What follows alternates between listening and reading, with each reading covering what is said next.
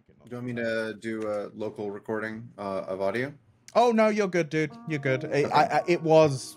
I think I know what the problem was, and I fixed it, so we should be all good. Thank you, though. That is greatly Yeah, appreciated. of course. It's a rare thing for someone to immediately go, I could just record the audio. Like, it's all good. But yeah, thank you for that. All right, we will get things going. So, welcome, and would you mind introducing yourself to everyone? Yeah, of course. My name is RJ Lake. I am I guess, main composer of Strange Scaffold. I do a lot of the soundtracks and a lot of the sound design, as well as the voice direction, which I do on I Am Your Beast as well. Nice, man. Getting back to you and your past, what was the first game that had like a big impact on you? Like the first video game you remember playing that you were like, "Ooh, this could be a thing I could be a part of." Like video games. Okay, if the first one that I realized I could be a part of game development would be probably Fez, just because there's something very key about it's like this game was made by two people and here it is right in front of me. There's something very crystal about, I guess, the time and place that I was as a person back in 2012 when it came out, and kind of having that realization all at once. It's kind of a weird thing, having to going through a video game and then just realizing, oh, all this was done like four hands max. It's a very odd feeling, especially when you're not used to that experience, I guess. Did you see Indie Game the movie as well? Like, not until after. Really, Indie Game the movie was not the thing that like made that a flashpoint for me. It was just the thing of playing Fez. Like I played Fez front to back. I actually like stole a friend's 360 for like a month and a half because I didn't have one. I had a PS3 and it wasn't on PS3. So I completely demolished the game all the way through, and then I just looked up everything about how it was made and all that. And a huge part of that was the music, of course. So I shouldn't say four hands because the Zesterpiece is another pair there. But incredible just effort from a very small team. And I think that it was one of the very first times that I had realized, oh, you don't have to program to be a part of working on video games. It's weirdly is a thing that's obvious, but it's not a thought I ever had before.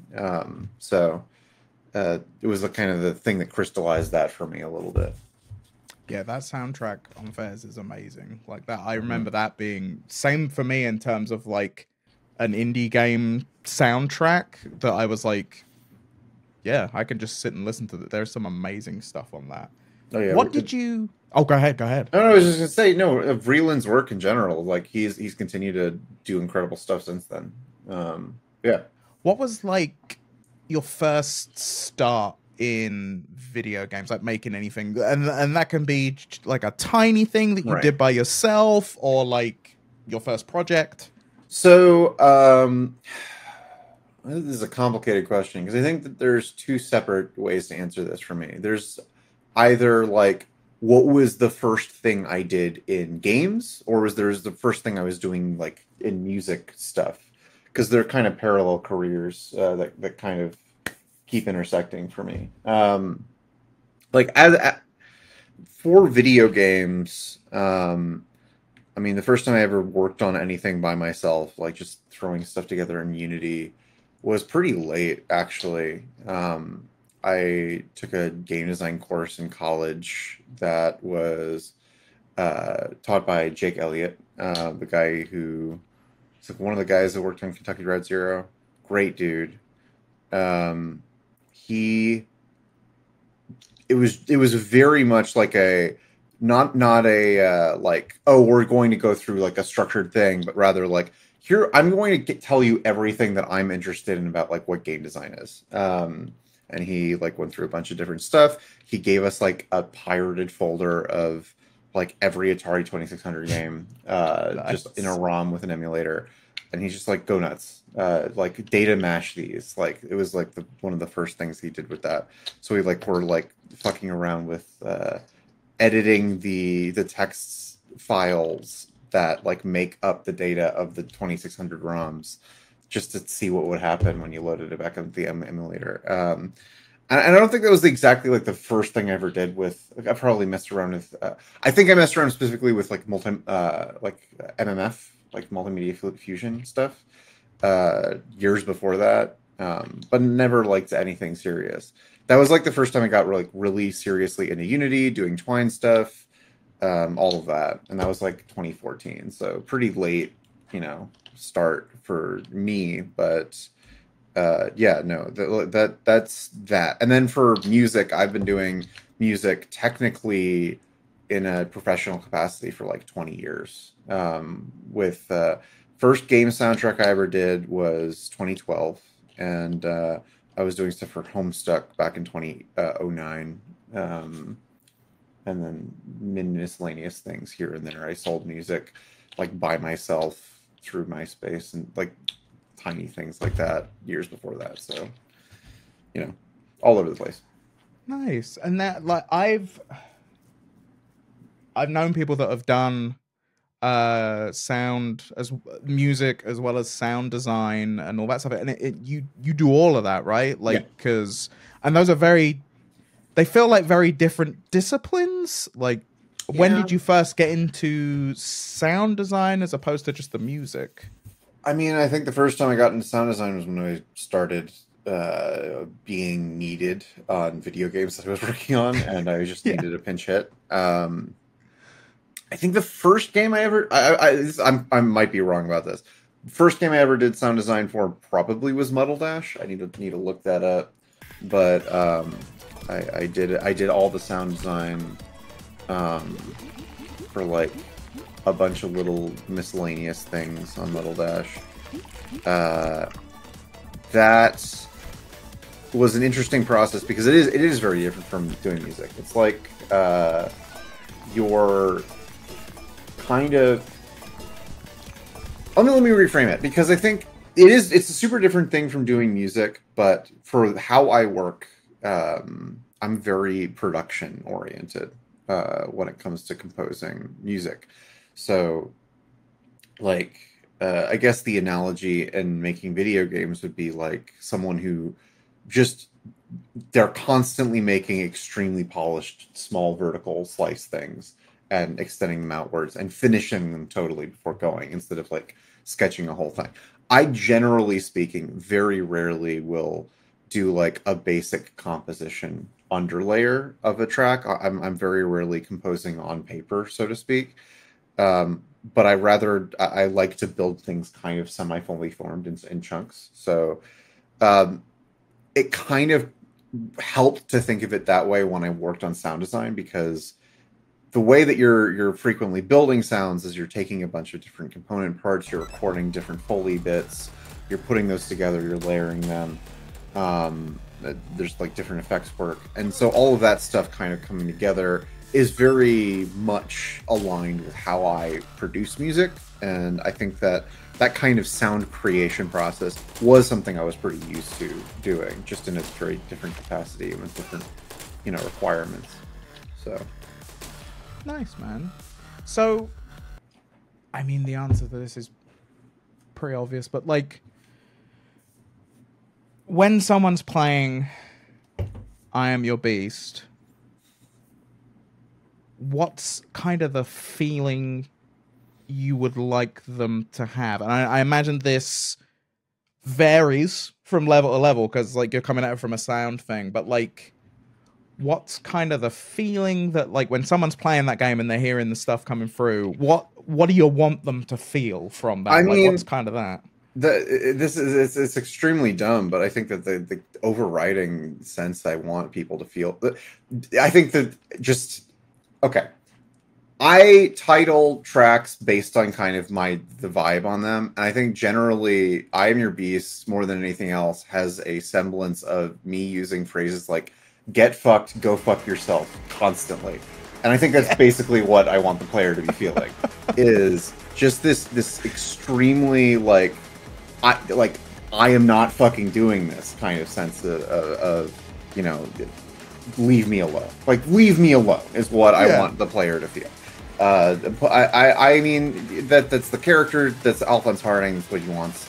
But there's this kind of like overriding sense of like, I want to make sure that at all times the energy is like extremely cranked, like all the way fuck up. Because if everything is at a max all the time, it's a really agitating experience. It's not something that people talk about a lot, but like the kind of like Hotline Miami thing of, you know, like we're throwing dance music at you while you're, you know, shooting dudes. The reason that works isn't just because it's energizing, but because it is aggravating. Like, it is really irritating to hear the loudest shit in the world all the time. And that's kind of a similar thing we're going for, but leaning into, I think, a little bit more the side of just like, just leave me the fuck alone with I Am Your Beast. So nice, man. Off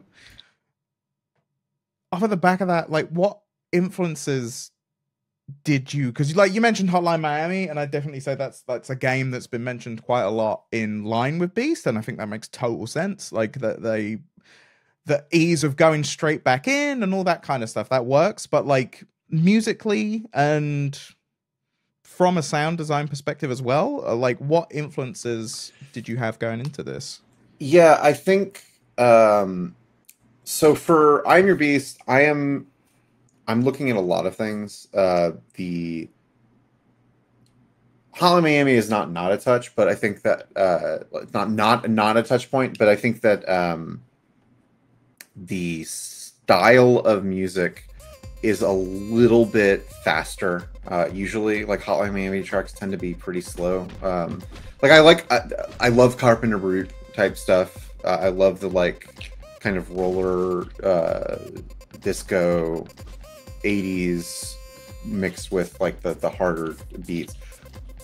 There's 4 on the floor beats all over Beast, but it's definitely more of a like new breaks. Like, there's a little bit of the Machine Girl thing. There's a little bit of Aphex Twin. There's a little bit of like Justice, things that are a little bit more out of the box of a Hotline Miami soundscape. I'm trying to think. Honestly, like, one of the closest things in recent, this doesn't sound anything like the Beast soundtrack, but like one of the closest things I think in energy to it recently is probably the Challenger score that Trent Reznor did with Atticus Ross. Like, there's a very different like vibe to the Challenger score, which is like these like big horns, and it's got like an kind of 80s club atmosphere to a lot of the thing. But there's an insistence to that soundtrack that I think is kind of the thing I'm going for, and I'm in the sort of synth design that I'm working with. I'm trying to push sounds in a way that I think, like, you know, my goal would probably be to be at least as good as Trent Reznor if I'm trying to. You know, he fucking is incredible with his. Yeah, that's a solid bar. Like, that ain't a bad thing to aim for, right? Trying to hit Reznor is not a bad thing to hit. No. I think if someone said you're as good as Trent Reznor, I would love that. Well. I would be feeling very good about that if people compared me to Trent Reznor. But yeah, no, I think there's obviously like a million influences that go into everything I could name, but yeah, like the production of, like, you know, Death Grip's production is like another huge touch point, probably for this. It's all in my head, you know, when I'm working on stuff. So nice. So you do other sound design in the game, so like UI elements and stuff like that? Yeah, no, absolutely. There's tons of that. All the every bit of UI that you get in the game is my sound design. So all the stuff with like the meter rising and like the little pops that happen when you get the ranks and things like that, that's all me. And I'll tell you, that's satisfying. Let me tell you that now. Like, when that bar's going up and you're getting near that S, it's like, all right. So those sounds are really pleasing to hear. Like, thank you. Is there a process behind that, or is that just like in your head? Like half and half. Yeah, it's usually I have kind of a overall goal. I tend to work pretty quickly when it comes to sound design stuff. When I'm in a sound design mode, when I'm in that like work mode, I will try to, usually what happens when I'm playing is I'll play the game first because I want to know what I'm getting into. I want to know if there's any points where I would add sounds, because frequently, the thing I've always found is that when you're working on a video game with someone else, they will tell you a list of the sounds that they need, and it is not this list of sounds that they need. It is like 70% maybe of the list of sounds that they actually need. Okay. Like, people do not realize how many tiny little sounds that they're going to expect to hear in a soundscape that are just missing from most of those prompts. So, like, with I'm Your Beast, that boiled down a lot to, like, I'm playing around with the menus, I am finishing runs, I'm looking at the animations before they're finished in, like, the we have, like, a, you know, the Discord that sets everything up, and we're seeing animations posted. Dan was posting, like, different bits of, you know, in progress design on the game.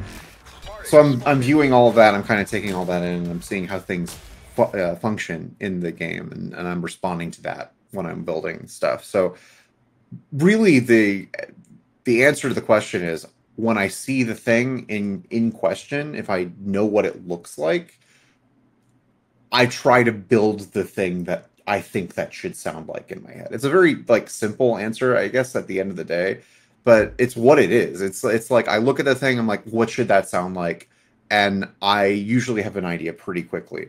The part that's, like, the process is building what that sounds like. It's creating the sound from, okay, I know that this should be like a noise blast of some kind, so I should create some white noise. I should put the white noise through a guitar amp sim. I should be creating some kind of feedback, reverb chains, like all these things. I'm sampling all that, and, like, chopping those all up and layering them in different ways.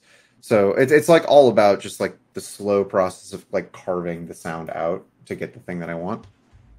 And that's generally how it works on all of these, with very little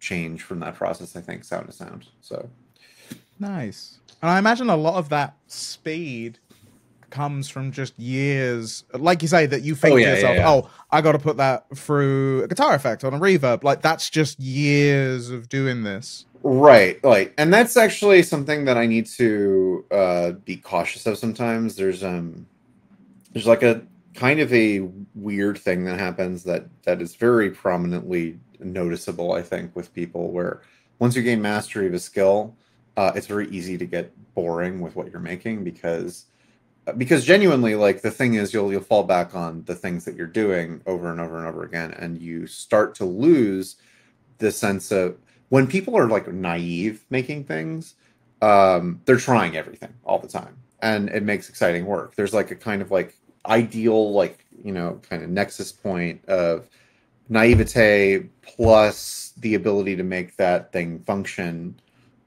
just enough that it works, that you want to always be kind of, like, trying. So yeah, there is some degree of, like, okay, I have a lot of experience, I know how everything works, I can do this really quickly.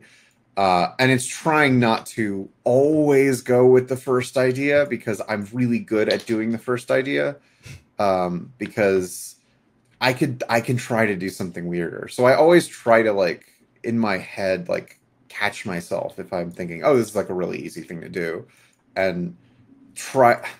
People, if you ask Nelson, he will very much confirm this is the case with me. But I try to make things hard on myself as much as possible. I think it's important. I think it's important to make things harder on yourself when you're trying to get good results. Yeah, that's fascinating, man. Like, and I don't disagree. It's that kind of, like you say, you have that first idea, and then it's thinking, well, what isn't that? Like, what's the thing that it does that's different from the thing I just thought up? Where could that go? That's What's a different the least thing. obvious way to make a thing happen? What are some restrictions I can put on myself that, like, cause me to work in a different way? Like, those are important questions to be asking yourself when you're far along. Like, again, I've been making music for 20 years, and that's a horrifying thing to say out loud, but B, um, like because of that, I know my way around software very much, and I want to make sure that I am creating friction wherever possible in that process, because I have a huge lack of friction when it comes to like my ease of access of the tools and my ability to use them. So, how do you go about, like, what would be an example of creating that friction? Like you say, you can go into like a DAW and just and do that, but like, if you, so for example, something on Beast that you were like, let's do this a bit different. right. So I think, okay, a good example of doing that on Beast was there's a track that I worked on that I'm putting together, which is entirely built around the dot dash dash dash dot SOS pattern. Yeah. Like, so like the entire track is riding on that SOS pattern the whole way through. And that's like a very small thing, but it's like forcing myself to figure that out, make that musically work, make that feel right. It's like it's like writing in E prime, right? It's like the thing of I'm not going to use the letter, I'm not going to use the word the, or like what is E prime? Is E prime like or as? It's like or as, I believe. Yeah, I'm confirming this so I don't sound stupid. I'm gonna find out live, yeah, I am stupid. E prime is anything involving the word be, any forms of be. So it's not, you can't use is. It has to always be active words. But the whole point is, I think epigram is then the one that's like not using E. Same thing. It's restricting my use of the tools that I have available to me.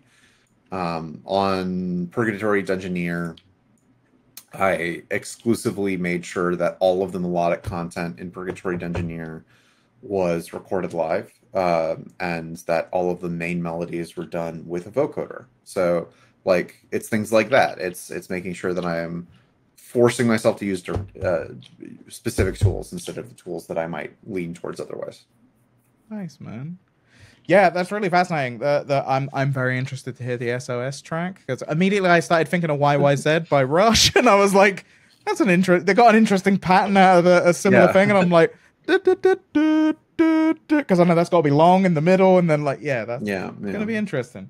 Speaking of tracks, before we start wrapping up, I want to know, and yeah, for those watching this, we're a few weeks out from release at the time of recording this, so everything's not done yet.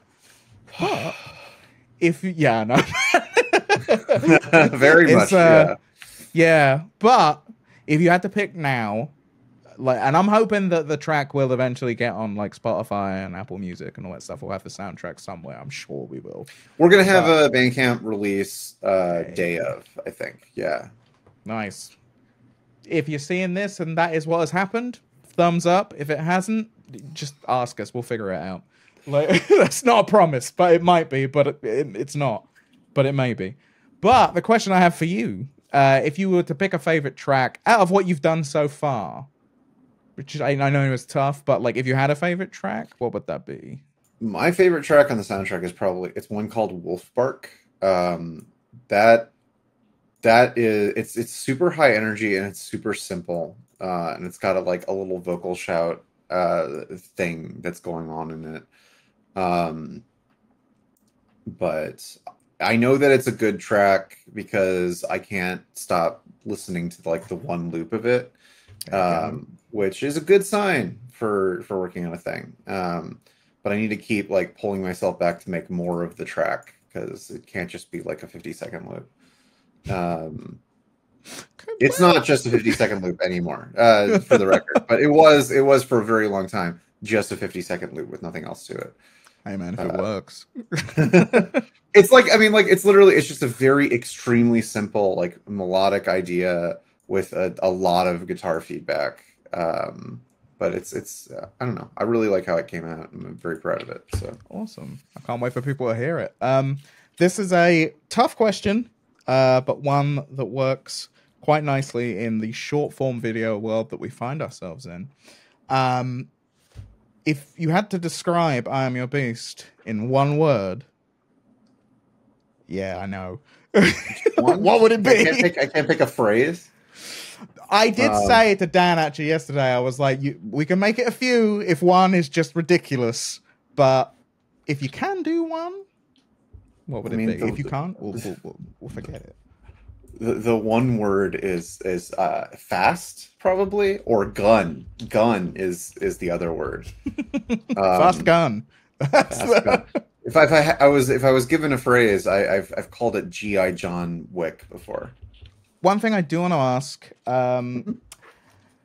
how would you describe working at Strange Scaffold? Because Strange Scaffold is a very different studio in the way that they work and the way that they collaborate, or at least in my experience from working at developers. How have you found it? Like, how? And feel free to be honest.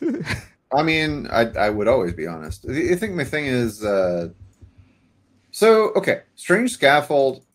I think that my feelings on Strange Scaffold should be obvious as far as like whether I like working here because I have been doing it for 5 years. Back then, there was no big Discord server. It was just, like back and forth. Still over Discord, but, over time, it has become this gigantic Discord server that is just like every single project is its own like little category and channel. And it's a fun little thing, like seeing everything kind of working at once with all these different teams that have a bunch of interchanging people coming back and forth. It's like a rotating cast of people is a really energizing and exciting thing to be able to be a part of. Cannot recommend it enough, frankly, from my side of things. Like, I can't speak to the experience of working on this from like the tech side because I cannot imagine it is easy to work at the rapid schedule that Nelson tends to keep for doing code. I think that the programming side of these games is a miracle, frankly. Frequently, it floors me. Like the projects have gotten faster too over time. Airport for Aliens, El Paso Elsewhere, Space Warlord, and the like general scape of those earlier games, they were longer projects. Not because they had like more in them, they weren't bigger, but they took a longer time. It was kind of like there's time to like languish in them, and these are like really cut to the bone production schedules lately because Nelson has gotten very good at figuring out, okay, here's what, boom, boom, boom, boom, cut all the fat in all the process, which can be very exciting to like, move through. I think that it can be it can be very scary sometimes, like to look at me like, oh, this game's coming out in like a week, and not everything's done on parts of it. But we always get there at the end of everything, like right before things need to hit. So no, it's a whirlwind. It's a whirlwind. It's a very rapid schedule, but I find that it can be energizing. I just need to be able to have a breath between the moments. Yeah, like we just put out Clickolding. We just put out Clickolding. Wild. It was so quick. Yeah, it's within the last month. It's still weeks. It came out within the month that we're talking right now. Yeah, another project. It's definitely very different in the speed and the quality of what's coming out is craziness to me. Like when I look at it, I'm just like, yeah. Well, I got one more question and one observation. The one question is, where can people find you on the internet if you want people to find you on the internet? Oh, yeah, of course. You can find me. Usually, I think the thing I use the most is Twitter, at Spellbang on Twitter. I am I don't know actually what I am on Twitter. I can't qualify that. What can you Spellbang? Spellbang's what I am. There you go.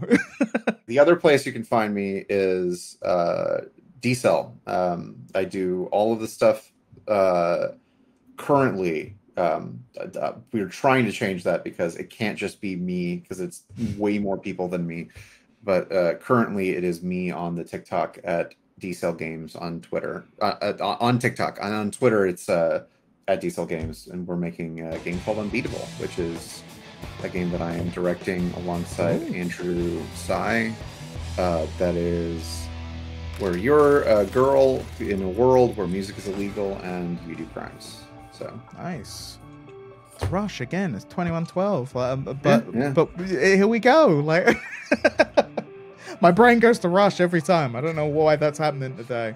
Yeah, check that out. I would definitely like to see a bit more of that. Please wishlist us too. I need the wish lists. I'm begging for the wish lists. Well, thank you for joining us. My observation is that anyone wearing a T-shirt with the Dreamcast menu on it, oh yeah, a person of taste.